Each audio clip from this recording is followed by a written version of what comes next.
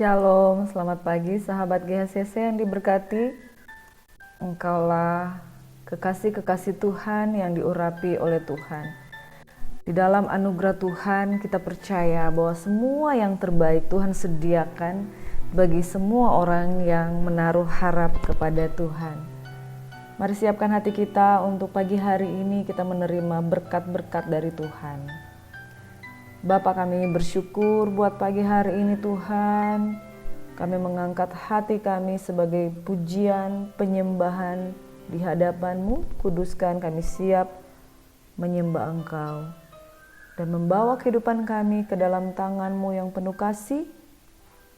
Biarlah kuasa darah-Mu menguduskan kami. Dalam nama Yesus, haleluya, haleluya, amin.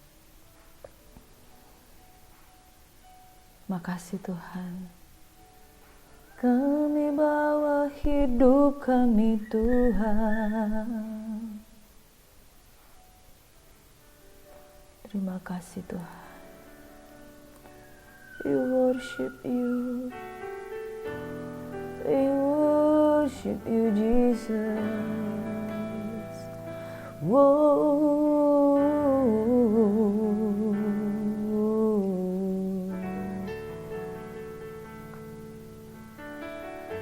Engkau Tuhan yang menyembuhkan kami.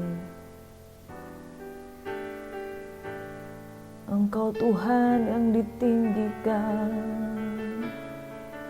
Kau berfirman dan Kau sembuhkan.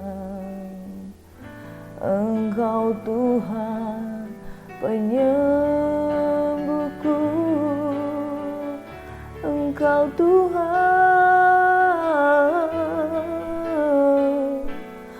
penyembuhku. Kau sembuhkan sakit kami Tuhan. Sakit di tubuh jasmani kami, sakit di fisik kami, sakit di mental kami. Engkau Tuhan penyembuhku. We worship you Jesus. We love you Lord. Kami mengangkat tangan kami Bapa, tanda kami berserah. Hadirat-Mu Tuhan, Engkau curahkan Tuhan. Engkau beri kami kesabaran. Engkau beri kami Tuhan kekuatan untuk tidak melangkah di dalam kedagingan. Seringkali pikiran kami menuntun kami untuk melakukan perbuatan-perbuatan yang tidak menguasai diri. Tetapi Engkau Tuhan yang memberikan Roh-Mu setiap hari, yang bersuara, yang berbisik. Jadilah kuat. Hai umat pemenang, jadilah kuat di dalam kekuatan kuasa Tuhan. Kami mengangkat segala pergumulan kami. Engkau Tuhan yang bertindak. Berikan kami kekuatan menjadi seperti yang Kau mau. Tunduk taat di hadapan-Mu. Berperilaku yang benar di hadapan-Mu, menjadi berkat bagi sesama kami. Sabar untuk suami, untuk anak kami, untuk istri, orang tua, sahabat, rekan pelayanan, rekan kerja kami. Engkau kuatkan kami Tuhan untuk berpikir seperti yang Engkau mau, untuk bertindak seperti yang Engkau kehendaki Bapa. Dimuliakanlah nama-Mu Tuhan. Biarlah hikmat, pengenalan akan Tuhan menjadi bagian kami Tuhan. Haleluya Yesus. Curahkanlah urapan-Mu buat hati yang bersyukur padamu Tuhan. Engkau sungguh bertindak Bapa di tengah-tengah orang yang berharap kepadamu Tuhan. Doa kami pada pagi hari ini, jadikan kami alat, jadikan kami pemenang sembuhkanlah kami Tuhan. Dari segala sakit penyakit, dari segala beban dan pergumulan. Tenangkan hati kami dalam Roh-Mu yang kudus. Kau berfirman dan sembuhkan. You are the God that healeth thee. You are Jehovah Rapha. You are Jehovah Nissi. You are Jehovah Sebaot. You are Jehovah Tsidkenu. You are Jesus Christ. Makasih Bapa buat pagi hari ini. Kami membawa penyembahan kami dengan tutupan kuasa darah anak domba Allah di dalam nama Yesus Kristus Tuhan. Terima kasih. Haleluya. Amin.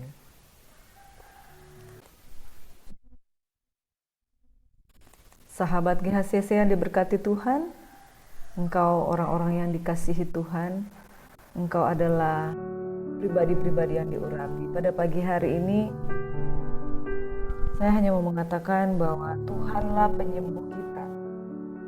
Kita nggak bisa mencari kesembuhan kepada manusia. Mungkin kita bisa datang kepada dokter, kita bisa datang kepada orang yang hebat, dikaruniakan Tuhan untuk menyembuhkan, memulihkan. Tapi kesembuhan itu terjadi jikalau Tuhan berkehendak. Amin. You are the God that healeth thee. Engkau Tuhanlah yang menyembuhkan. Sembuh dari apa, saudara? Sembuh dari berbagai sakit penyakit. Kanker, tumor, diabetes, sakit jantung. Tapi ada hal sakit yang itu bisa dilihat, penyakit yang bisa dilihat. Tapi ada sakit yang tidak bisa dilihat. Salah satunya adalah penyakit hati, penyakit kejiwaan, penyakit lelah, penyakit mental, penyakit kecewa, penyakit duka cita. Saudaraku, pagi hari ini kalau engkau merasakan hal-hal seperti itu, saya mau mengatakan bahwa salib Yesus itu menjanjikan kita perlindungan, kesembuhan, kesehatan, dan kekuatan. Khususnya bagi para wanita yang pagi hari ini ada bergabung dengan kami. Tidak lupa juga para pria, engkau orang-orang hebat, engkau orang-orang yang diberkati. Wanita kesayangan Tuhan. Salah satu kekuatan terhebat dari seorang wanita, dia memiliki hati. Dia juga memiliki pengaruh. Dia bisa mempengaruhi sesuatu tempat menjadi berkualitas karena ada seorang wanita. Kita bisa punya rumah. We can have a house. Tetapi belum tentu kita bisa memiliki home. Seorang wanita ketika dia berfungsi dengan maksimal, dia akan menjadi rumah itu bukan sekedar bangunan, tetapi dia akan menjadikan rumah itu sebagai wadah bagi keluarga yang penuh dengan kasih sayang, yang penuh dengan berkat Tuhan, yang penuh dengan keceriaan, sukacita. Bukan berarti pria tidak bisa berbuat seperti itu, tapi wanita punya efek pengaruh di dalam kehidupannya. Makanya saudara, jadilah wanita yang bijak. Sebab wanita yang bijak, dia akan mempengaruhi dengan kebijakannya, membuat atmosfer di sekelilingnya itu menjadi baik. Tetapi wanita yang tidak bijak, atmosfer yang dia pengaruhi menjadi atmosfer yang tidak baik. Di balik seorang pria yang hebat, pasti ada wanita yang luar biasa. Di balik seorang pria yang mengalami kejatuhan, biasanya ada banyak wanita yang mengganggu, yang menjatuhkan. Atau ada satu orang wanita yang tidak menopang suaminya menjadi lebih baik. Pagi hari ini kita akan belajar firman Tuhan. Kita mengupas firman Tuhan dari akhir dari kitab 1 Raja-Raja dan awal dari kitab 2 Raja-Raja. Tetapi di dalamnya kita akan merenungkan tentang perilaku wanita yang punya dampak bisa mempengaruhi orang lain. Baik itu pengaruh yang baik maupun pengaruh yang jahat. Semuanya tergantung cara pandang. Semuanya tergantung bagaimana cara kita berperilaku. Saudara yang diberkati oleh Tuhan kita Yesus Kristus, Kemarin kita sudah belajar tentang luar biasanya doa seseorang bernama Elia. Beberapa kali kita pelajari tentang Elia, dia adalah seorang yang berdoa dan senantiasa dijawab oleh Tuhan. Dan satu hal, kalau kita mau menjadi seorang pendoa, utamakan kehendak Allah, maka kuasa mujizat itu dinyatakan. Kemarin kita sudah belajar bagaimana doa Elia dan Tuhan menjawab dengan api Tuhan. Pagi hari ini kita juga akan berdoa dan melihat kuasa doa dari Elia. Elia adalah seorang yang menyatakan perkataan-perkataan nubuatan yang keras dan langsung terbukti saat itu juga. Dia menegur Ahab. Dan hari ini kita akan belajar bagaimana dia menegur Ahab, Raja Ahab. Dia menegur Isabel, istri dari Ahab. Dan tidak selang lama setelah itu, apa yang dia nubuatkan itu terjadi. Dan di kitab 2 Raja-Raja, ketika dia berhadapan dengan pengawal dari Raja Ahasia atau anak dari Raja Ahab, dia minta api turun dari langit dan membakar mereka, langsung musnah begitu juga.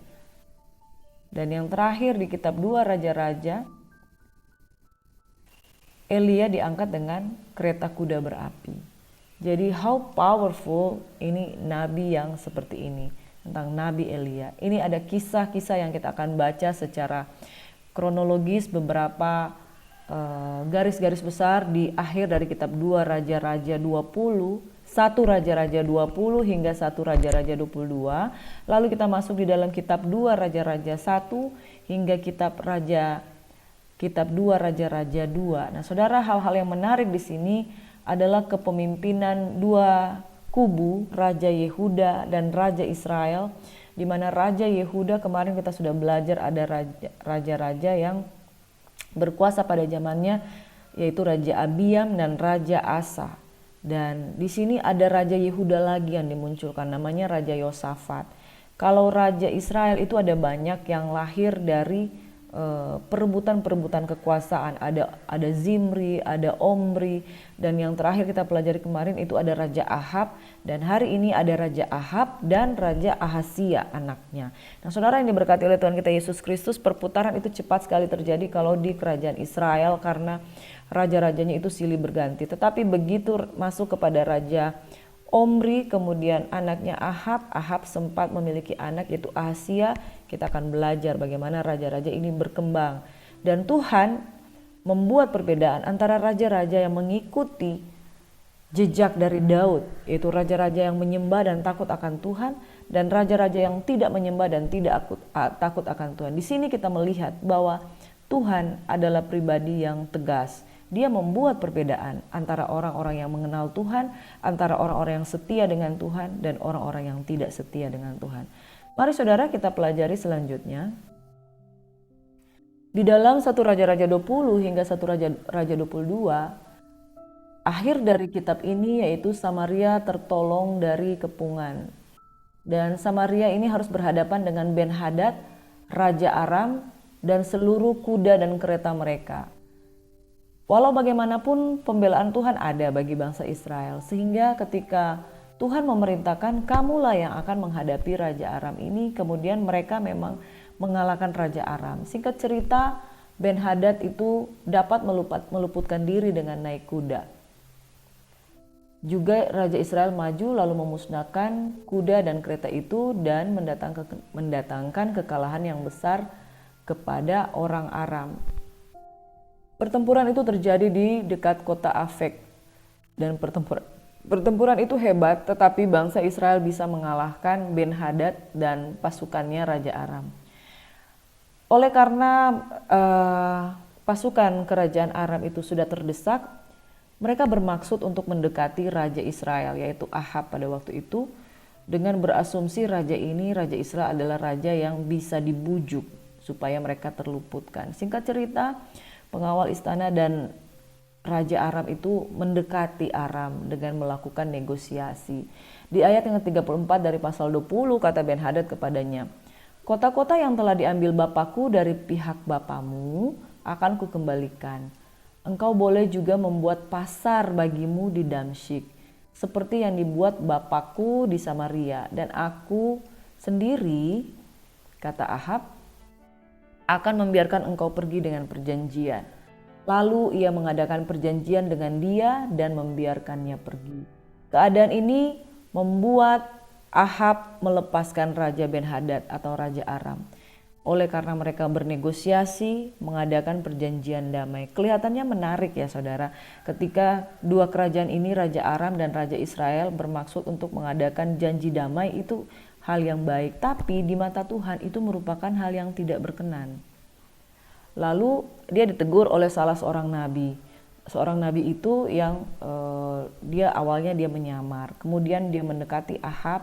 Lalu nabi itu berkata padanya, "Beginilah firman Tuhan kepada Ahab, oleh karena engkau telah membiarkan lolos orang yang dikhususkan bagiku untuk ditumpas," yang dimaksud itu adalah Ben-Hadad, Raja Aram, "maka nyawamu adalah ganti nyawanya dan rakyatmu ganti rakyatnya." Lalu Raja Israel pergi ke istananya dengan kesal hati dan gusar, maka sampailah ia ke Samaria. Begitu sampai ia ke Samaria, ia justru memiliki sebuah keinginan yang lain. Ada sebuah kebun anggur yang ada di samping istananya. Kebun anggur itu dimiliki seorang Nabot dari hak waris dari keluarganya.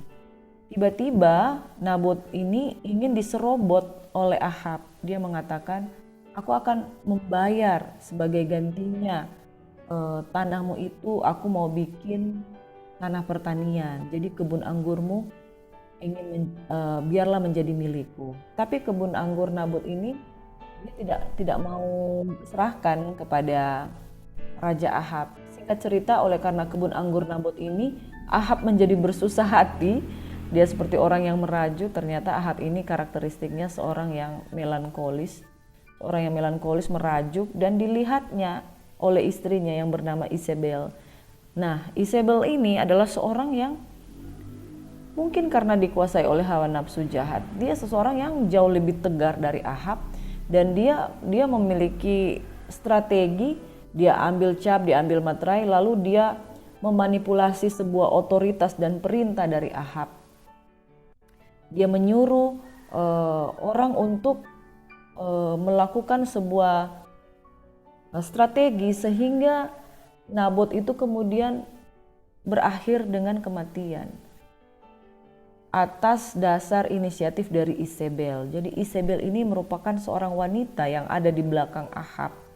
Tapi dia jahatnya minta ampun. Yang pertama, dia mempengaruhi Ahab dengan penyembahan berhala. Di saat Ahab orangnya yang melankolis, beberapa kali dia merajuk. Pada waktu kemarin juga kita sudah bahas, waktu dia berhadapan dengan Elia, Ahab ketakutan. Tetapi Isabel mengancam Elia dengan sebuah ancaman dia akan membunuh Elia. Nah, yang sekarang ini ketika Ahab berhadapan dengan Nabot, Ahab tidak berdaya karena tidak bisa memujuk Nabot untuk menyerahkan kebun anggurnya. Ini sebuah keserakahan karena dia menginginkan hak milik orang lain padahal dia sendiri seorang raja yang kaya raya. Ketika dia tidak kesampaian, dia merajuk dan dilihat oleh istrinya.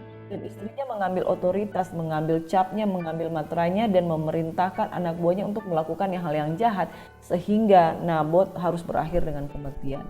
Di ayat yang ke-15 di pasal 21, gara-gara kebun anggur Nabot ini, Nabot akhirnya meninggal. Dan gara-gara kebun anggur Nabot ini, Tuhan memerintahkan Elia untuk bernubuat untuk kematian Ahab dan Isabel.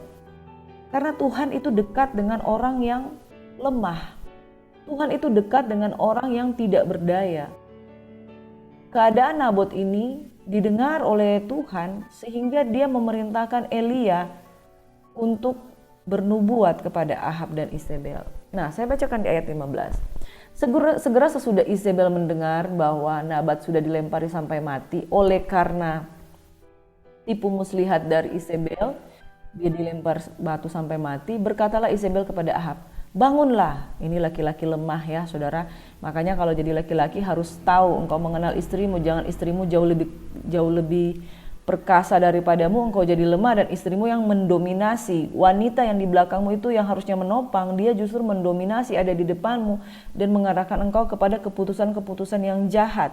Jadi perempuan-perempuan yang memiliki pengaruh, semua perempuan memiliki pengaruh, tetapi kalau pengaruh yang dibuatnya itu tidak membawa suaminya kepada pengenalan akan Tuhan, ini wanita-wanita dengan roh Isabel yang berbahaya bagi keluarga, berbahaya bagi lingkungan, berbahaya bagi kota, berbahaya bagi negara. Karena satu orang wanita jatuh dalam dosa, yaitu Hawa, seluruh dunia ikut-ikutan jatuh di dalam dosa. Kalau ada satu orang wanita yang sejahat dari Isabel ini, maka saya pastikan bahwa seluruh negara yang ada di Israel pada waktu itu akhirnya jatuh di dalam dosa, yaitu penyembahan berhala pada waktu itu. Lalu dia berkata kepada Ahab, bangun, ambil kebun anggur Nabot orang Israel itu, jangan cengeng lah, kalau saya bisa tambahin seperti itu ya, itu menjadi milikmu, karena Nabot yang menolak memberikannya kepadamu dengan bayaran uang sudah tidak hidup lagi, ia sudah mati. Wow, seorang wanita yang kurang lebih menunjukkan kekuasaan dan otoritasnya. Dia mengambil alih otoritas Ahab untuk menulis surat-surat yang dicap dengan materai sendiri untuk menyuruh orang-orang pengawal-pengawal Israel untuk melakukan strategi pembunuhan kepada orang yang diinginkan tanahnya, yaitu Nabot. Segera sesudah Ahab mendengar bahwa Nabot sudah mati, ia bangun merasa kuat kembali. Ini karena keinginan hawa nafsunya, dia terpuruk. Begitu didengarnya Nabot sudah mati, ya bangkit. Ya pergi ke kebun anggur Nabot orang Yisrael itu untuk mengambil kebun itu menjadi miliknya. Jahat sekali ya saudara. Sudah dibunuh, diambil pula hartanya. Jadi mereka tanpa belas kasihan, berpusat pada keinginan untuk berkuasa, berpusat pada keinginan untuk merebut. Gak peduli orang ini orang tak berdaya saudara. Ya, seperti itulah Ahab yang sudah dikuasai oleh penyembahan berhala dan didominasi oleh istri yang jahat, saudara. Sesudah itu, Elia dipanggil oleh Tuhan untuk bernubuat kepada Elisa. Saya langsung lompat ke ayat 19. Tuhan berkata begini, katakanlah kepadanya demikian, beginilah firman Tuhan, engkau telah membunuh serta merampas juga. Katakanlah pula kepadanya, beginilah firman Tuhan, di tempat anjing telah menjilat darah Nabot, di situ jugalah anjing akan menjilat darahmu. Dan aku akan memperlakukan keluargamu sama seperti keluarga Yerobeam bin Nebat dan seperti keluarga Baesa bin Ahia. Oleh karena engkau menimbulkan sakit hatiku dan oleh karena engkau mengakibatkan orang Israel berbuat dosa. Saudara, seorang pemimpin, dia memiliki dampak untuk memperkenalkan jemaat, masyarakatnya, rakyatnya untuk mengenal Tuhan atau sebaliknya. Dan otoritas yang dimiliki oleh Raja Ahab tidak dibawanya bangsa Israel untuk mengenal Tuhan, tetapi untuk menjauhi Tuhan. Seperti Yerobeam bin Nebat, maka Tuhan akan menghukum dia. Juga mengenai Isabel ayat 23, Tuhan telah berfirman, anjing akan memakan Isabel di tembok luar Yisrael. Siapa dari keluarga Ahab yang mati di kota akan dimakan anjing, dan yang mati di padang akan dimakan burung di udara. Sesungguhnya tidak pernah ada orang seperti Ahab yang memperbudak diri dengan melakukan apa yang jahat di mata Tuhan, karena ia telah dibujuk oleh Isabel istrinya. Saudara, hati-hati dengan roh Isabel. Kesukaan dari roh Isabel adalah membujuk. Wanita punya power untuk mempengaruhi, membujuk. Dan kalau dia kuat, dia mendominasi. Dan kalau dia jahat, dominasinya ini membawa pada kejahatan. Hati-hati kaum wanita. Jangan berpikir dengan powermu, seringkali dengan kecantikan. Dipengaruhi, dipikatnya seperti Delila. Seperti seorang gadis di Filistin, di Timna. Dia mempengaruhi, menguasai Samson. Sehingga Samson yang perkasa itu lemah.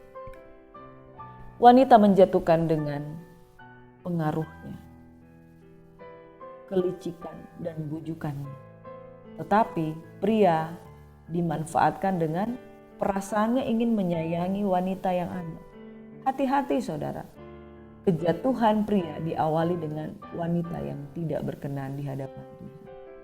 Selanjutnya garis besar di dalam kitab 1 Raja-Raja 22, yaitu Ahab memerangi Ramot Gilead. Nabi Tuhan berhadapan dengan nabi-nabi palsu. Yosafat, raja dari Yehuda, itu bangkit, kemudian bersama-sama dengan Raja Israel mereka mau berperang. Selanjutnya ada Ahazia Raja Israel, anak dari Ahab sesudah Ahab meninggal. Nah, saudara yang diberkati oleh Tuhan kita Yesus Kristus,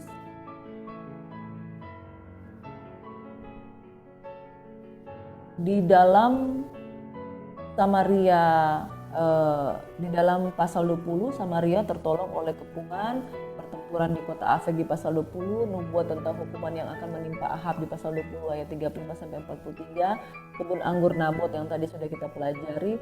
Selanjutnya di pasal 22 Ahab memerangi Ramot Gilead. Nabi Tuhan berhadapan dengan nabi-nabi palsu. Pada tahun yang ketiga pergilah Yosafat, pada waktu itu ada Raja Yosafat, Raja Yehuda, kepada orang Israel.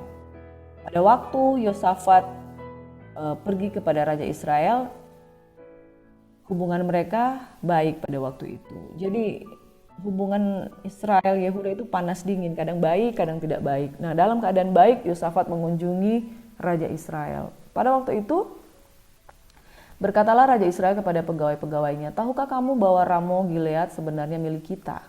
Tetapi kita tinggal diam saja dan tidak merebutnya dari tangan Raja negeri Aram." Lalu katanya kepada Yosafat, "Maukah engkau pergi bersama aku untuk memerangi Ramot Gilead?" Jawab Yosafat kepada Raja Israel. Jawab Yosafat Raja Yehuda kepada Raja Israel, "Kita sama-sama, yuk." Seperti itu. "Aku dan engkau, rakyatku dan rakyatmu, kudamu, kudaku dan kudamu." Tetapi Yosafat berkata kepada Raja Israel, "Baik, tanyakan dulu firman Tuhan." Jadi saudara, Raja Yehuda keturunan langsung dari kerajaan Daud dan kerajaan Salomo itu punya kebiasaan lebih banyak untuk bertanya-tanya akan Tuhan dibandingkan kerajaan Israel yang sudah campur aduk beberapa kali pergantian dari berbagai suku. Tetapi kerajaan Yehuda itu terpelihara dari satu keturunan suku Yehuda, dan beberapa raja diantaranya dikenal sebagai raja yang masih bertanya-tanyakan akan Tuhan. Salah satunya ini Yosafat. Yang kemarin ada Raja Asa. Raja Yosafat juga sama, dia masih percaya akan Tuhan. Lalu Raja Yosafat bertanya, "Ayo kita tanyakan dulu firman Tuhan." Lalu dia tanya, "Tidak adakah nabi di sini, di Israel, yang bisa kita tanyakan? Apakah dia bisa menanyakan jalan keluar, apakah kita berperang dan kita akan menang?" Kebiasaan dari orang-orang Yehuda pada waktu itu seperti yang dilakukan oleh Daud dan juga Salomo, setiap kali sebelum berperang mereka pasti bertanya Tuhan, "Kita berperang enggak? Kita menang enggak? Kalau enggak menang kita enggak maju. Kalau Tuhan bilang jangan, kita enggak maju. Tetapi kalau Tuhan bilang maju, maka mereka maju." Nah, ketika ada di Israel, posisinya Yosafat ada di Israel, dia tanya, "Ada nabi enggak di sini?" Lalu masih ada nabi di situ. Nabinya itu terpecah menjadi dua. Nabi yang kebanyakan pada waktu itu mereka kesukaannya adalah menubuatkan yang disukai oleh Raja Ahab. Tapi ada satu nama nabi yang bernama Mika bin Yimla. Dia tidak pernah menubuatkan yang baik tentang Raja Ahab. Dia tidak menubuatkan yang baik karena dia setia dengan perkataan yang Tuhan taruh di mulutnya untuk dia perkatakan. Makanya dia seringkali tidak sepaham dengan nabi-nabi yang lain, yaitu nabi-nabi Sedekia dan lain-lain. Mereka selalu apa yang menyenangkan Ahab itu yang mereka ucapkan. Nah, saudara yang diberkati, firman Tuhan itu bukan yang menyenangkan telinga manusia. Tetapi firman Tuhan yang benar dari seorang nabi yang taat kepada Tuhan adalah firman Tuhan yang sesuai dengan kehendak Tuhan. Itu bisa teguran, itu bisa penghiburan, itu bisa nubuatan yang menghancurkan. Tapi kalau itu dari Tuhan, itulah yang harus disampaikan. Di ayat yang ke-8, Raja Ahab Israel berkata begini kepada Yosafat, "Masih ada seorang lagi dengan perantaraannya dapat diminta petunjuk Tuhan, tetapi aku membenci dia. Sebab tidak pernah ia menubuatkan yang baik tentang aku, melainkan malapetaka. Orang itu ialah Mika bin Yimla." Lalu kata Yosafat, "Janganlah raja berkata demikian." Singkat cerita, Mika kemudian sepakat untuk meramalkan yang baik. Tetapi roh Tuhan itu gelisah di dalam hatinya sehingga dia tidak jadi mau memperkatakan yang baik seperti yang diinginkan oleh nabi-nabi yang lain. "Ayo supaya kita sepakat satu suara aja kita mengatakan yang baik tentang Raja Ahab ini." Jadi nabi-nabi palsu ini mengatakan apa yang menyenangkan hati Ahab, padahal itu bukan kehendak Tuhan. Lalu Mika bin Yimla mengambil keputusan untuk menyatakan apa yang benar, bahwa Raja Israel itu akan maju dan dia akan mati. Tetapi Raja Ahab berkata, betul kan? Dia akan selalu menubuatkan yang jelek tentang aku. Saudara ini berkati, pesan Tuhan melalui peristiwa ini. Sekalipun pesan Tuhan, firman Tuhan itu menyakitkan hati kita, mungkin kita terintimidasi, kita tersinggung, kita tertempelak, kita tersudut. Duduk di kaki Tuhan, diam dan dengarkan. Kalau itu teguran Tuhan, itu untuk kebaikan. Dan kalau itu teguran yang engkau abaikan berulang-ulang, satu saat nanti teguran itu akan berubah menjadi hukuman di dalam kehidupanmu. Nah saudara, karena Ahab seorang raja yang bebal, dia memelihara patung Asyera dan juga patung Baal, dia menyembah berhala. Akhirnya firman Tuhan itu selalu diabaikan. Makanya perkataan yang keluar dari Mika bin Yimla itu selalu teguran dan yang selalu membuat dia tidak nyaman untuk mendengar. Singkat cerita, Ahab pun mati, saudara. Oleh karena mereka maju di peperangan itu, terjadilah sesuatu yang padahal Ahab sudah memakai baju orang lain. Nah, tetapi mereka secara luar biasa, Ahab bisa terkena panah, saudara. Akhirnya raja mati. Pulanglah mereka ke Samaria, lalu mereka menguburkan raja di Samaria. Ketika kereta itu dicuci di tepi telaga Samaria, maka darah raja dijilat anjing. Sedangkan perempuan-perempuan sundal mandi di tempat itu sesuai dengan firman Tuhan yang telah diucapkannya. Tergenapilah nubuatan dan teguran dari Nabi Elia di dalam diri Ahab, saudara. Singkat cerita, firman Tuhan tidak pernah gagal. Itu sebabnya jangan menjadi orang yang selalu melawan kehendak Tuhan.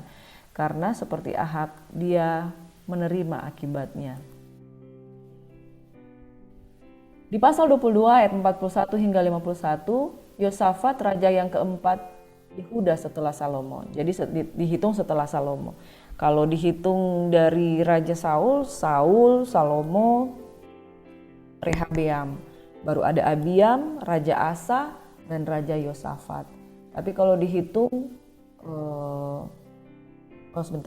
Raja Saul, Raja Daud, Raja Salomo, ya tiga raja sebelum itu. Baru Raja Rehabeam, Raja Abiam, Raja Asa, baru Raja Yosafat. Jadi Yosafat itu raja ke-7 atau raja keempat setelah Raja Salomo. Yosafat anak Asa menjadi raja atas Yehuda dalam tahun keempat zaman Ahab raja Israel. Jadi mereka bertumbuh bersama, berdampingan sebagai raja Israel dan raja Yehuda. Yosafat berumur 35 tahun pada waktu ia menjadi raja dan 25 tahun lamanya ia memerintah di Yerusalem. Raja Yehuda biasanya berumur jauh lebih panjang daripada Raja Israel, entah kenapa. Salah satu hal karena kalau raja itu takut akan Tuhan biasanya umur lebih panjang, lebih awet karena biasanya kurang terjadi peperangan dengan dia. Nama ibunya ialah Azuba anak Sihi, ia hidup mengikuti jejak Asa. Asa adalah seorang raja yang membuat pembaharuan juga di hidupnya, bahkan dia berani memecat Maaka, nenek surinya. Dia tidak menyimpang daripadanya dan melakukan apa yang benar di mata Tuhan, hanya bukit-bukit pengorbanan tidak dijauhkan. Orang masih mempersembahkan dan membakar korban di bukit-bukit itu. Dan Yosafat hidup dalam damai dengan Raja Israel. Dan sisa pelacuran bakti yang masih tinggal di zaman Asa ayahnya dihapuskannya dari negeri itu. Kita tahu bahwa Asa sudah menghapuskan pelacuran bakti, tetapi Yosafat meneruskannya sehingga tuntas. Nah, anak dari Ahab yaitu Raja Ahasia. Ahasia anak Ahab menjadi raja atas Israel di Samaria dalam tahun ke-17 zaman Yosafat Raja Yehuda. Dan ia memerintah atas Israel 2 tahun lamanya. Ia melakukan apa yang jahat di mata Tuhan dan hidup menurut kelakuan ayahnya dan ibunya dan Yerobeam bin Nebat yang telah mengakibatkan orang Israel berdosa. Saudara, jadi Raja Israel dan Yehuda itu kejar-kejaran ya. Raja Israel mati, tumbuh lagi, sementara Raja Yehuda masih hidup. Jadi mereka itu bertumbuh berdampingan sebagai raja, kadang damai, kadang gontok-gontokan, kadang seperti Asa dan Yosafat. Mereka sama-sama berperang melawan Aram di Ramot Gilead. Nah saudara, kita masuk di dalam kitab 2 Raja-Raja.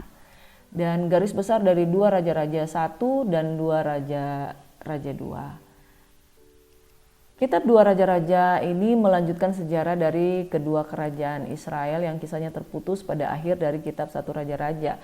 Berakhir di masa pemerintahan Raja Ahab dan Raja Yosafat. Raja Ahab Raja Israel dan Yosafat Raja Yehuda. Saudara jangan bingung ya, kita banyak berbicara soal kerajaan. Ini pengetahuan firman Tuhan supaya kita tahu kronologi dari Alkitab. Bahwa Alkitab itu ya dan amin. Bahwa kronologi ini kejadian yang benar-benar pernah terjadi. Jadi bukan dongeng, bukan legenda, tetapi peristiwa yang benar adanya dicatat dalam sejarah dan benar-benar terjadi tentang adanya kerajaan Israel dan kerajaan Yehuda. Kitab ini terdiri dari dua bagian. Yang pertama, kisah sejarah itu yang ketika dimulai dari pertengahan abad ke-9 sebelum Masehi sampai jatuh dan berakhirnya kerajaan Israel Samaria utara pada tahun 721 sebelum Masehi. Nah, kisah sejarah kerajaan Yehuda dimulai setelah jatuhnya kerajaan utara sampai pengepungan dan penghancuran Yerusalem oleh Nebukadnezar Raja Babel pada tahun 586 sebelum Masehi. Kitab ini diakhiri dengan kisah tentang Gedalia yang menjadi gubernur Yehuda di bawah kekuasaan kerajaan Babel dan pembebasan Yoyakin Raja Yehuda dari penjara di Babel. Di dalam kedua kitab Raja-Raja, setiap raja dinilai berdasarkan kesetiaannya terhadap Tuhan. Dan kemakmuran adalah akibat dari kesetiaan tersebut. Jadi kalau saudara-saudara baca tentang raja-raja ini, selalu dia berakhir dengan begini, kalimat begini. Dia hidup seperti Yerobeam bin Nebat. Atau dia tidak hidup seperti Daud, raja yang berkenan kepadaku. Dia hidup selalu dibandingkan antara Yerobeam dan Daud. Kalau dia berkenan dia hidup seperti Daud, kalau dia tidak berkenan dia hidup seperti Yerobeam. Nah saudara, ukuran kesetiaan raja diukur dari caranya memperlakukan Tuhan dan caranya beribadat. Dan saudara akan melihat ada raja-raja yang baik, ada raja-raja yang jahat. Sebagai akibat, raja yang baik akan beroleh kemakmuran. Nah, saudara, sebaliknya bencana-bencana tersebut terjadi karena raja-raja serta rakyat Israel dan Yehuda tidak setia kepada Tuhan. Hancurnya Yerusalem dan dibuangnya banyak orang Yehuda ke Babel merupakan salah satu titik balik yang besar dalam sejarah bangsa Israel. Sepertinya halnya di dalam kitab Satu Raja-Raja, yang terpenting dalam kitab Dua Raja-Raja adalah karya dari nabi-nabi Tuhan. Jadi selama pemerintahan raja-raja di Yehuda dan Israel itu dibangkitkan hamba-hamba Tuhan yang luar biasa. Sama seperti nabi yang ada di saat pemerintahan Raja Ahab, itu ada nabi yang luar biasa. Nabi Elia. Setelah Nabi Elia ada Nabi Elisa. Jadi saudara, di dalam sebuah keadaan negara yang bobrok, Tuhan gak pernah meninggalkan mereka, tetapi mengirimkan orang-orang hebat yang selalu memperingatih bahaya dari pelanggaran akan firman Tuhan. Nabi-nabi ini digambarkan sebagai juru bicara Allah, penyambung lidah Allah. Thus saith the Lord, itu yang selalu mereka ucapkan, demikianlah firman Tuhan.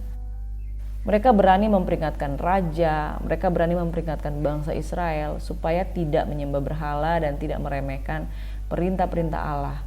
Nabi yang menonjol sekali di kitab Dua Raja-Raja ini yaitu Elisa bin Safan, pengganti Nabi Elia.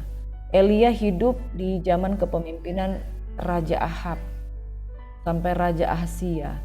Setelah Raja Ahazia, bangkitlah seorang nabi yang bernama Elisa. Di kitab Dua Raja-Raja ini, bagaimana kemarin kita sudah melihat bagaimana keterpanggilan Elisa, dia sedang menggembalakan 12 kereta dengan 12 ekor lembu, tetapi dia meninggalkan semuanya itu, dia bakar itu gerobaknya, dia bakar keretanya, lalu dia memutuskan untuk mengikuti Nabi Elia. Nah saudara yang diurapi, saudara yang diberkati oleh Tuhan kita Yesus Kristus, di dalam setiap kehidupan dibutuhkan seorang penyambung lidahnya Tuhan untuk memberitakan apa yang baik untuk raja. Nah, akhir dari nubuat Elia di pasal 2 raja di pasal 1 kitab 2 Raja-Raja, bangkit seorang yang bernama Raja Ahazia. Kemudian Raja Ahazia ini sakit, lalu dia berapa kali mengutus, 3 kali dia mengutus 5 orang perwira.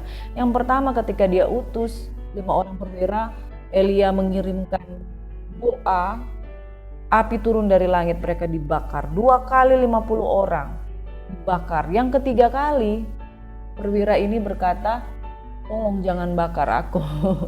Lalu berkatalah Elia kepada raja ketika dia bertemu dengan Raja Ahazia, beginilah firman Tuhan, oleh karena engkau telah mengirim utusan untuk meminta petunjuk kepada Baal-Zebub, Allah di Ekron, seolah-olah tidak ada Allah di Israel untuk ditanyakan firman-Nya, maka sebab itu engkau tidak akan bangun lagi dari tempat tidur di mana engkau berbaring, sebab engkau pasti akan mati. Jadi pada waktu Raja Ahazia itu sakit, dia cari Nabi Baal. Maka matilah raja itu sesuai dengan firman Tuhan yang dikatakan Elia. Yoram menjadi raja menggantikan Ahazia pada zaman kedua, zaman Yoram bin Yosafat. Jadi sama-sama Yoram. Yoram di Israel, Yoram juga di Yehuda. Sebab Ahazia tidak mempunyai anak laki-laki. Nah, pasal 2, Elia naik ke surga. Elia mengambil jubahnya, kemudian dia memukulkan jubahnya di air, maka terbagilah air di sebelah sini, sebelah sana. Sehingga seperti pada zaman Musa membelah Laut Merah, terbelah kiri dan kanan. Sesudah mereka sampai di seberang, menyeberang, berkatalah Elia kepada Elisa, minta apa kepadaku? Lalu Elisa bilang, saya minta 2 bagian dari rohmu. Berkatalah Elia, yang kau minta itu sukar. Tapi jika engkau dapat melihat aku terangkat daripadamu, artinya Tuhan berkenan kepada Elisa, maka akan terjadi engkau akan mendapatkan 2 bagian dari rohmu. 2 bagian itu double portion, 2 kali lipat. Sedang mereka terus berjalan, tiba-tiba datang kereta berapi dengan kuda berapi memisahkan keduanya. Lalu naiklah Elia ke surga di angin badai, dan Elisa dia melihat itu. Maka ia berteriak, Bapa, Bapa, kereta Israel dan orang-orangnya yang berkuda. Kemudian tidak dilihatnya lagi. Lalu direnggutnya pakaiannya dan dikoyakkan menjadi 2 koyakan. Sesudah itu dipungutnya jubah Elia yang terjatuh. Jadi ini berbicara juga tentang rapture. Kalau engkau rapture, baju yang engkau kenakan itu akan tinggal, tapi tubuhmu diubah menjadi tubuh kemuliaan dan diangkat ke surga. Dan Elia mengalami rapture pada waktu itu di depan mata Elisa. Elisa melihatnya, itu sebabnya Elisa mendapat 2 bagian roh dari Elia. Lalu dipungutnya jubah Elia yang terjatuh, lalu ia berjalan pulang dan berdiri di tepi sungai Yordan. Elisa dipenuhi dengan roh Tuhan, bahkan double porsi. Dia melakukan mujizat 2 kali lebih banyak. Hampir sama mujizat-mujizat yang dilakukannya seperti Elia, tetapi lebih banyak daripada Elia karena dia mendapatkan double porsi. Nah, saudara yang diberkati oleh Tuhan kita Yesus Kristus, mujizat pertama yang dilakukan yaitu dia menyihatkan air di Yeriko. Pada waktu dia turun, ada anak-anak yang berteriak, botak, botak, botak. Dia mencemoohkan Elisa, lalu kemudian Elisa menyampaikan perkataan dan 42 orang anak ini dicabik-cabik oleh beruang. Makanya saudara, jangan menghina orang yang diurapi. Amin. Engkau menilai orang yang diurapi, engkau sendiri akan mendapatkan penghukuman. Demikian garis besar dari latar belakang 2 raja-raja dan garis besar dari 2 raja-raja 1 dan 2. Dan saudara, saya pagi hari ini tertarik untuk membahas lebih dalam lagi. Pagi hari ini agak panjang saudara. Jadi kita kembali ke Ahab dan Isabel. Saya memberikan judul firman Tuhan pada hari ini yaitu roh Isabel. Hati-hati dengan wanita yang berpengaruh di belakang seorang pria. Nah, Isabel ini adalah satu roh yang kita harus pelajari. Dia ada di tengah-tengah kita, dia ada di tengah-tengah kaum pria, dia ada di tengah-tengah pemerintahan, dia ada mendominasi di tengah-tengah keberadaan. Roh Isabel itu biasanya di dalam diri wanita, tapi tidak menutup kemungkinan roh Isabel juga terjadi di dalam diri seorang pria. Roh Isabel adalah roh dengan kekuatan untuk mempengaruhi. Kalau kita pelajari dan kita baca tentang Ahab, Ahab itu seorang yang lemah. Dia begitu dapat masalah, dia tunduk, dia langsung tidak berdaya, dia langsung merasa down. Tetapi ada satu roh yang membuat dia kuat di dalam kekuatan yang salah. Ketika Ahab merasa down karena Nabi Elia memanggil api dari surga untuk membakar persembahan yang dipersembahkan di hadapan para nabi Baal, dan Elia membunuh nabi-nabi Baal yang dan nabi-nabi Asyera pada waktu itu, Ahab menjadi takut. Tapi ketakutan itu tidak dimanfaatkannya untuk bertobat. Ada seorang wanita yaitu Isabel yang mempengaruhi dia bukan untuk bertobat, bukan untuk takut, bukan untuk mengoreksi diri, tetapi mempengaruhi dia untuk melakukan kejahatan yang lebih lagi. Roh Isabel ada di tengah-tengah kita. Dia memiliki kekuasaan untuk mempengaruhi ke arah yang lebih jahat. Dia tidak mengenal pertobatan. Dia tidak mengenal sikap mengkoreksi diri. Dia tidak mengenal sikap untuk berbalik dari jalan-jalan yang jahat. Roh Isabel menggunakan kelemahannya untuk bangkit lebih kuat melakukan perlawanan. Ketika Elia membunuh 850 Nabi Baal dan Asyera, dia menggunakan kekuatan powernya itu untuk mendominasi Ahab dan mengintimidasi Elia bahwa dia akan dibunuh.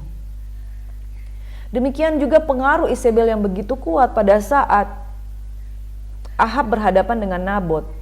Ahab itu seorang yang lemah. Untuk satu orang Nabot yang tidak mau menjual kebun anggurnya kepada Ahab untuk ditukarnya dengan uang, saudara, Ahab itu lemah, saudara. Tapi ada satu pribadi yang menguatkan dia dengan cara yang salah. Dia katakan, kita bunuh aja itu Nabot supaya kebun anggur jadi milikmu. Jadi roh Isabel adalah kekuatan yang mendominasi kuasa pada waktu itu. Bukan untuk bertobat, bukan untuk menyadarkan, padahal dia punya kekuatan untuk menyadarkan. Tapi dia gunakan pengaruhnya untuk mendorong Ahab semakin jauh dari Tuhan, semakin jahat. Demikian tentang roh Isabel ini, saudara. Isabel kalau dalam bahasa Ibrani itu Isabel, dalam bahasa Inggris Jezebel. Dia sebetulnya adalah seorang perempuan, putri Fenisia, putri Raja Itobal dari Sidon. Dia memasuki bangsa Israel dengan cara menikahi Raja Israel, yaitu Raja Ahab, kerajaan utara. Pada zaman kerajaan itu, wanita jahat penyembah dewa pagan ini mengutuk bumi. Dalam bahasa Ibrani, Etbal, dia disebut sebagai Etbal. Ia juga ibu dari Ahzia dan Yoram, raja-raja Israel, serta Atalia, ratu kerajaan Yehuda. Jadi ketika Ahzia meninggal, ada Yoram yang menggantikan Ahzia, itu anak-anak dari Isabel. Menurut silsilah yang dicatat oleh sejarawan Flavius Josephus dan sumber lainnya, ia juga bibi buyut dari Dido, ratu Kartago. Ia mati dibunuh pada waktu Yehu merebut tahta kerajaan pada tahun 842-841 sebelum Masehi. Tradisi kekristenan, Isabel melambangkan wanita yang menyebut dirinya nabiyah. Seseorang yang menyebut dirinya sebagai seorang yang bisa mempengaruhi, mengajar, dan tapi menyesatkan hamba Tuhan supaya berbuat zina dan makan persembahan berhala. Kenapa roh Isabel ini kita harus waspadai? Karena dia ada di sekitar kita. Orang-orang yang punya otoritas dan ada di balik orang-orang yang punya otoritas, di mana seharusnya otoritas itu diharapkan untuk melakukan apa yang baik tapi tidak melakukan apa yang baik. Orang-orang yang terbiasa di mimbar, orang-orang yang terbiasa memperkatakan sesuatu yang powerful, tapi di balik itu kuasa kejahatan yang mendominasi pola pikirnya, saudara. Sejumlah buku dan film dibuat menggambarkan Isabel sebagai wanita cantik, tapi berhati jahat dan menyesatkan orang baik. Saudara, ini yang harus kita waspadai. Kalau iblis itu datang dengan rupa seperti iblis, kita akan langsung waspada. Enggak, ini iblis. Tapi kalau kejahatan itu datang dalam rupa hal yang cantik, lambang kecantikan, atau lambang kekuasaan, engkau tidak sadar bahwa engkau terseret, terpikat pada sesuatu yang kelihatan nampaknya indah, tetapi ujungnya mendorong engkau pada kebinasaan. Itulah yang dimaksud roh Isabel.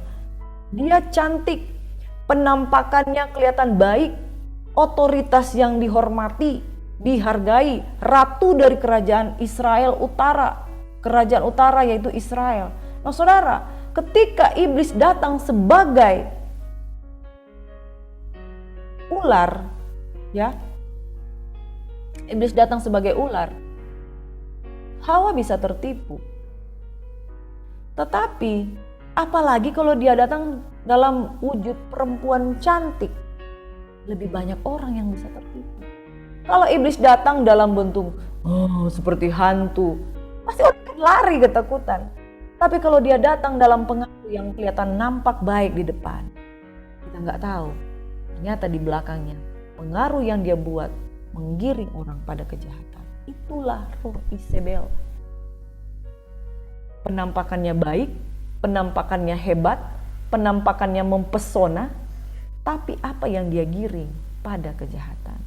Saudara-saudara pernah ada di dalam sebuah pelayanan, seolah-olah engkau terpikat dengan mulut manis seseorang yang memperkatakan firman.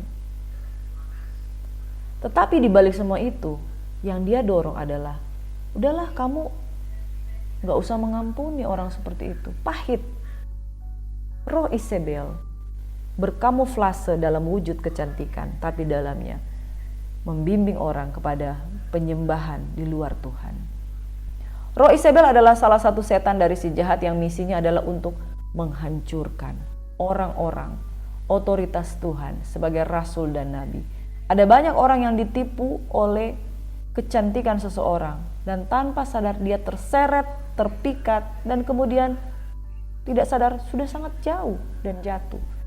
Karena alasan inilah makhluk kegelapan ini mewakili bahaya besar bagi gereja Yesus Kristus. Gereja yang terpikat, terseret, dan tidak menyadari kalau dia sudah terseret. Roh Isabel adalah roh yang punya penampakan di dalam sebuah otoritas, tapi ternyata pengaruh di belakangnya tidak membawa orang untuk mengenal Tuhan. Roh Isabel dapat terlihat berpartisipasi di bidang otoritas. Itulah ia sebabnya juga dikenal sebagai penguasa kegelapan. Makanya orang-orang yang punya otoritas, pastikan engkau tidak dibawa kuasa pengaruh yang jahat.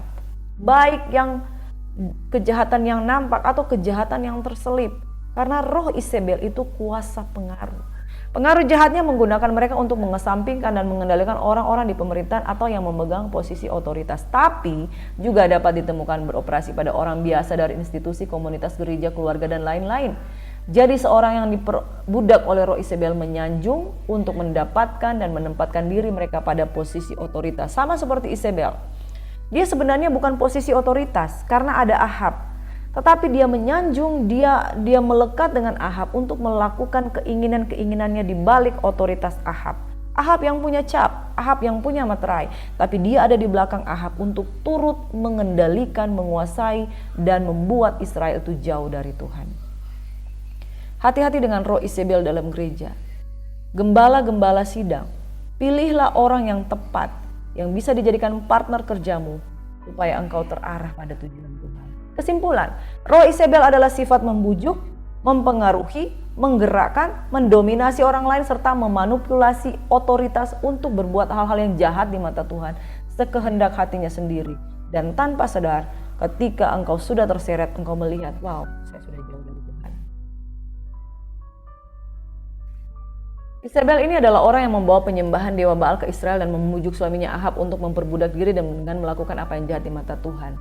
Ketika Nabi Elia membunuh semua Nabi Baal di sungai Kishon untuk bertanding di Gunung Karmel, Isabel mengambil inisiatif untuk menyuruh bunuh Elia, sehingga Elia melarikan diri. Lihat bagaimana saudara kuasa pengaruh. Tahu bahwa suaminya Raja Ahab mengingini kebun anggur milik Nabot yang ada di sebelah istana Raja Yisrael. Isabel menulis surat atas nama Ahab. Dia mendominasi, mengambil otoritas dan memanfaatkan otoritas orang lain, yaitu suaminya. Memateraikannya dengan materai raja, lalu mengirim surat itu kepada tua-tua dan pemuka yang diam sekota dengan Nabot dan memfitnah Nabot sehingga dihukum mati dengan dilempari batu. Saudara, perempuan-perempuannya Tuhan, jangan gunakan powermu untuk memfitnah. Amin. Sebab mulutmu itu berkuasa. Jangan bangga engkau bisa mempengaruhi orang lain dengan mulutmu. Tapi banggalah kalau dengan mulutmu engkau punya otoritas untuk menjadi berkat. Kalau engkau memfitnah, itu memang powermu, hai perempuan. Tapi jangan gunakan itu untuk menjatuhkan orang lain. Dengan demikian kebun anggurnya diambil oleh Raja Ahab. Karena kejadian ini, Nabi Elia mendatangi Ahab untuk memberitahukan hukuman Tuhan yang akan memunahkan keluarga dan keturunannya. Juga mengenai Isabel, Tuhan telah berfirman, anjing akan memakan Isabel di tembok luar Yisrael. Dan itu terjadi, saudara. Isabel mati dilemparkan dari lantai atas istananya atas suruhan Yehu, cucu Nimsi. Mereka menjatuhkan dia sehingga darahnya memercik ke dinding dan ke kuda. Mayatnya pun terinjak-injak. Mereka pergi untuk menguburkannya, tapi mereka tidak menjumpai mayatnya. Hanya kepala dan kedua kaki dan kedua telapak tangannya, dan itu dia dimakan anjing. Ketika Yehu mendapat kabar ini, dia berkata, memang begitulah firman Tuhan yang diucapkannya dengan perantaran hambanya Elia. Orang Tisbe itu di kebun di luar Yisrael akan dimakan anjing daging Izebel. Maka mayat Izebel akan terlempar di depan di kebun di luar Yisrael seperti pupuk di ladang, sehingga tidak ada orang yang dapat berkata, inilah Izebel. Ini terjadi kira-kira 842 sebelum Masehi. 1 Raja-Raja 21 ayat 25, sesungguhnya tidak pernah ada orang seperti Ahab yang memperbudak diri dengan melakukan apa yang jahat di mata Tuhan, karena ia telah dibujuk oleh Izebel. Sampai di sini saudara, roh Izebel jangan sampai ada di tengah-tengah kita. Kita kaum perempuan jangan memiliki roh Izebel, demikian pula kaum pria. Jangan engkau mengambil bagian di dalam pengaruh untuk mendominasi sehingga membuat orang membuat keputusan yang jahat oleh karena masukan dan pendapatnya. Tetapi sebaliknya, hai kaum wanita, firman Tuhan berkata, banyak wanita telah berbuat baik, tapi kau melebihi mereka semua. Kemolekan adalah bohong dan kecantikan adalah sia-sia, tetapi istri yang takut akan Tuhan dipuji-puji. Berilah kepadanya bagian dari hasil tangannya, biarlah perbuatannya memuji dia di pintu-pintu gerbang.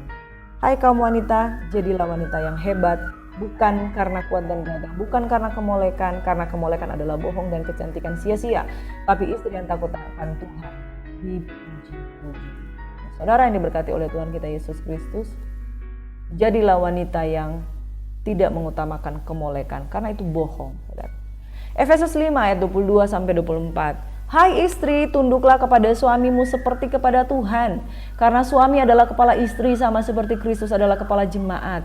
Dialah yang menyelamatkan tubuh. Karena itu sebagaimana jemaat tunduk kepada Kristus, demikianlah juga istri kepada suami dalam segala sesuatu. Jangan ada roh Izebel di antara kita. Amin. Jadilah wanita-wanita yang belajar tunduk pada otoritas, tunduk kepada suami. Wanita yang tidak tunduk, dia mempengaruhi, mendominasi, dia adalah berbahaya.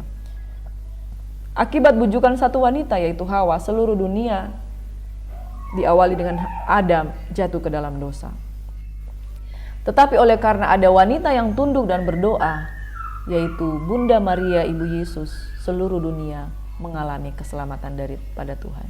So, jangan gunakan powermu untuk hal-hal yang buruk, tapi gunakan powermu untuk kemuliaan Tuhan. Tuhan Yesus memberkati. Mari satu dalam doa.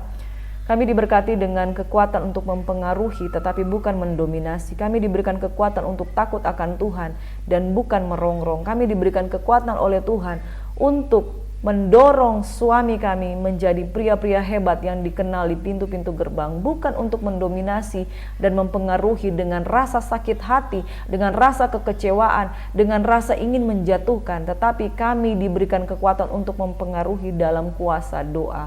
Bapa di surga, dalam nama Yesus kami mau belajar dari Izebel untuk tidak menjadi seorang yang memiliki pengaruh yang buruk, tetapi kami mau menjadi seorang wanita seperti Amsal 31 dan Efesus 5 yang diberkati Tuhan untuk menjadi istri yang memberkati. Dan kami juga berdoa dari Elia, Tuhan, bahwa kami memiliki kekuatan di dalam doa. Ketika kami meminta dengan iman, maka segala sesuatu akan digenapi dalam hidup kami. Terima kasih Bapa di surga, ajar kami menjadi wanita-wanita hebat yang tahu menahan diri, yang tidak dikuasai hawa nafsu, yang mendorong suami kami untuk melakukan hal-hal yang baik dan yang berkenan, supaya suami kami tidak terjebak seperti Ahab, lemah, tidak berdaya, dan semakin jahat.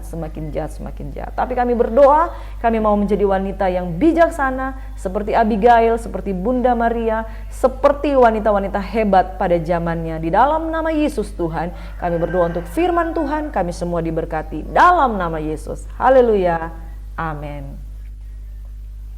Shalom, kekasih-kekasih Tuhan. Engkau diberkati Tuhan. Selamat beraktivitas. Tuhan Yesus memberkati. Shalom.